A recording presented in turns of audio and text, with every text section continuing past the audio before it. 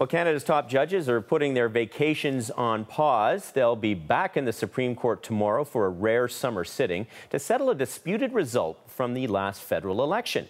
Now, the case involves just one Toronto riding, but the decision may have a much wider impact.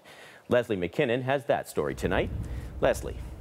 Mark, this is historic because the Supreme Court of Canada has never heard a contested election case before. What's decided here could be a roadmap for how future elections are run in Canada.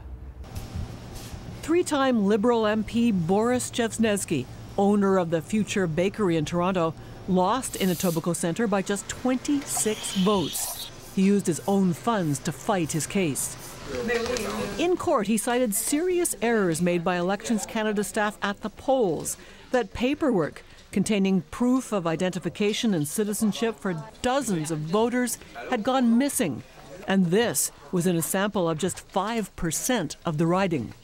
The integrity of our elections is much too important to allow this to be delayed. So I took a real calculated risk by agreeing to have this narrowed down to a sample of just 10 polls.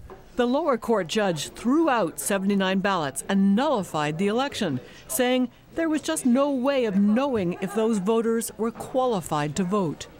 That's the problem, that we just don't have enough information to tell whether this is regular or not. And that's where we need Elections Canada to step up and be open and transparent with the public.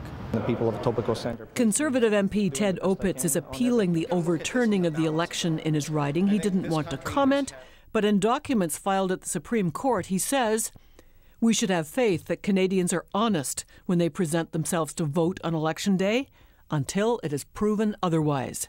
Let's ask people. The Canadian Civil Liberties Association says the standards for all voters should be clear and enforced.